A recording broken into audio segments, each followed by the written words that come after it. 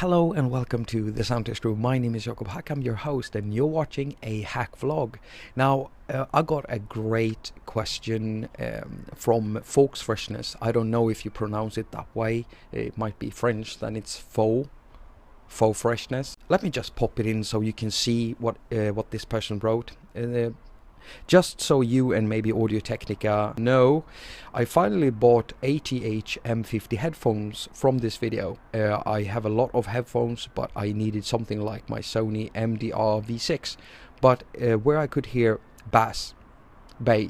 And after listening to this video on my KRK 8-inch monitors, good choice there, and through a few bass heavy headphones that I don't like for sound design, I figured if you could hear the bass you're making via the headphones, I'd give them a shot. This person used my 7 apps for trap video to reference monitor and headphone monitors. I think that's brilliant. That's something important, you know, for someone that works a lot with bass heavy music.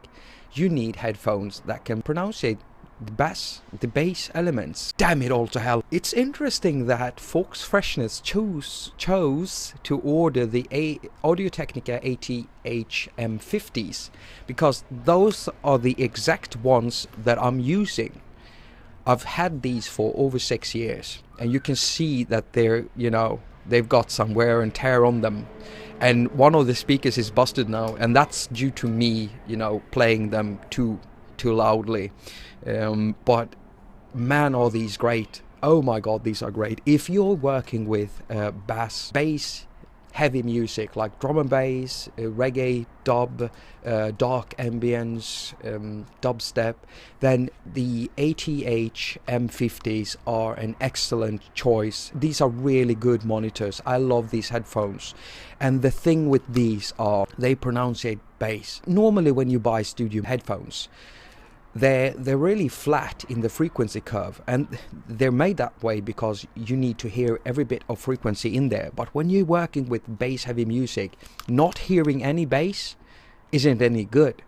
So some while back, when I came up to Stockholm, before I moved here, I used to spend a lot of time in Rubber Dub Studios here in Stockholm. It's Sweden's best reggae studio ever, of course. And there's this guy there, Jonah Gold. He's made a lot of music with a lot of musicians here in Sweden. And this guy, he had this really quirky look on his face, and he had those on his head. He just grabbed them and held them out to me and said, "Listen, what do you hear?"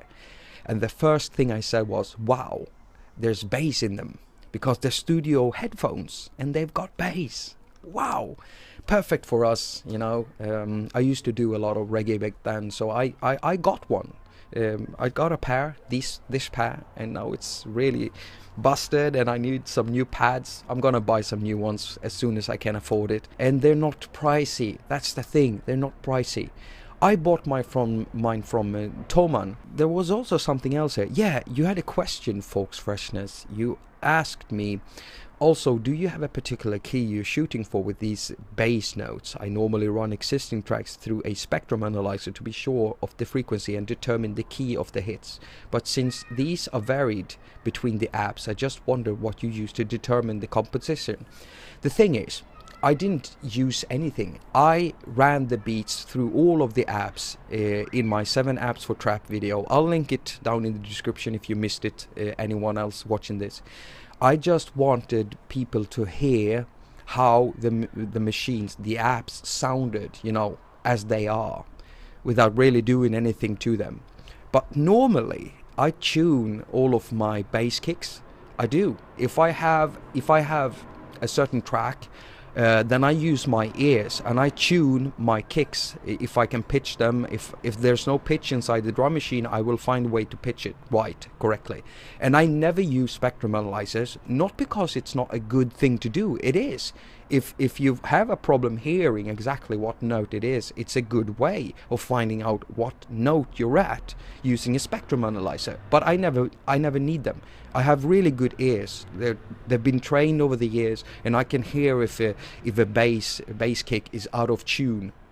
And I will usually tune the kicks to the bass of my song So I do tune my bass, but not in that video. I just wanted people to hear how the bass notes were sounding, you know, inside the apps as are. So that's why they are so different between each other, the tuning between the different apps. And anyone else having a question, just comment down below. Go over to the soundtestroom.com and take part in the conversations we have over there. As usual, Doug Woods, Colin Sweeney and me, Jakob at soundtestroom.com wishes you a very productive week. Now, go finger your surfaces and have lots of fun doing it.